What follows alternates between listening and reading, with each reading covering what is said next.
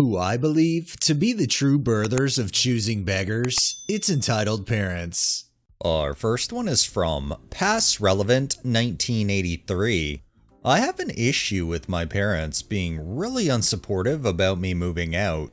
My mom especially wants me to live in the same city as her, otherwise she won't accept it.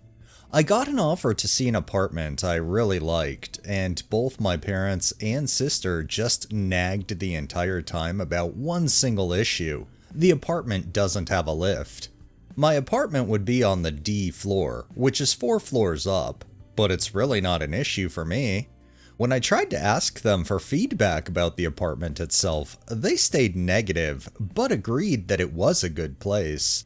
Fast forward 4 hours after visiting, my mom had a complete meltdown and tried to emotionally manipulate me into staying at her house, telling me she would drink poison or run in front of a car and kill herself.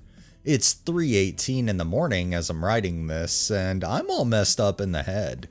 I can't sleep or drink anything, and I'm constantly thinking about this apartment because it's in an amazing city with so many necessities close by. Like, the highway is just 3 minutes away, the central station, shopping center, etc. For me, it looks like a dream come true apartment, but my mom is mentally abusing me. I'm really not okay right now. I don't even want to stay anymore because of her abuse, and she doesn't even realize it. After the meltdown, she ended it by saying that if I leave the house, she only has 3 kids and won't recognize me as the 4th anymore. I got mad and left the living room, went upstairs, put my jeans on, grabbed my car keys, and went outside to go for a drive. She came out of the house, followed me outside to my car, crying and wheezing hysterically. We talked in my car, and I ended up succumbing to her cries and emotional abuse once again. We went inside and watched a movie together as a family, but my mind is still not in the right space. Even while typing this, I have chest pain and a fast heart rate. She talked in the car about how she's afraid of my dad and feels like if I stay close by, I can protect her, as if the city I'm potentially moving to isn't only 10 minutes away by car and 20 minutes by train. I feel like I'm in jail, and she never wants me to leave the house, even if I get married, etc. I have a girlfriend, and I want to start something together as a team, not live in this house anymore. My room is so bad, and I want to grow as a person. I feel like I'm chained, and my mom is dragging me down further and further. I need advice because my whole family is against me. I need to tell you one thing. I come from a Muslim household, so there's that. But I just don't want to be here anymore or even live anymore. The parents that try to emotionally abuse, mentally manipulate their kids are literally the worst parents because they're literally not trying to see what's best for their child. It's as if they're only thinking about what's best for themselves. I really hope OP ends up getting the strength to jump out and get that apartment and start living their life on their terms. And our final one is by Lord Pegasus 6666. So I, 18 female, have a very fluffy, very adorable cat named Mochi.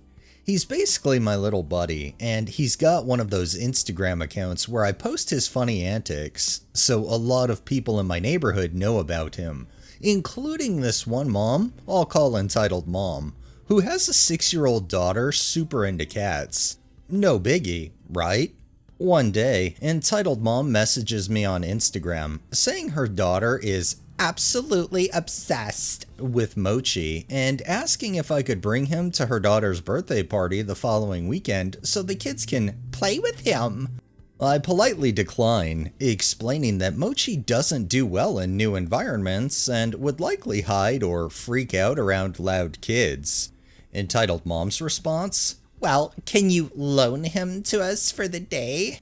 Yes, she literally wanted me to just hand over my cat, as if he were a library book or something. She promised they'd take good care of him, and even offered to pay me $20 for the inconvenience. I politely refuse again, saying that Mochi isn't up for loan, and I don't think it would be safe or comfortable for him. Entitled mom immediately switches tactics, calling me selfish and accusing me of gatekeeping joy from her daughter. She rants about how it's just one day, and I owe it to the community because I flaunt Mochi's photos online. Now I'm getting irritated. I tell her that my cat isn't an accessory, and he's definitely not something I owe to the neighborhood. I assume that's the end of it, until the day of the party. I'm in my apartment when I hear a loud knock at my door. It's Entitled Mom and her daughter, with the girl holding a sparkly cat carrier. Entitled Mom smiles and says, "Oh, we came to pick up Mochi." She acts as if we had agreed on this and just expected me to hand him over on demand. Completely stunned, I tell her, "I never agreed to this. I'm not giving you my cat." Entitled Mom's smile drops instantly, and she launches into this loud, dramatic rant about how I'm ruining her daughter's special day, and that I shouldn't show off my cat if I don't want to share. Her daughter starts tearing up, and Entitled Mom gives me this accusing look, like I've just broken her kid's heart on purpose. My neighbor down the hall actually poked her head out to see what was going on, which was enough for Entitled Mom to grab her daughter and storm off yelling, "I'll make sure everyone knows how selfish you are." Later, I found out from mutual friends that she spread the story around the neighborhood that I baited her daughter with Mochi, only to withhold him out of spite. No one really believed her, but she still gives me the dirtiest looks anytime I pass her. Mochi? Completely oblivious and unbothered, living his best life as usual. Edit: the cat has passed away. Sorry, don't ask for cat tax out of respect. I do love my late cat, and I wanted to relive an old memory, so that's why I was writing this. Well, rest in peace to Mochi, and I'm sorry for the OP's loss. I 100% agree with the OP, and I think I would have done the same thing. Bonus points to crappy parentness for her probably promising her daughter.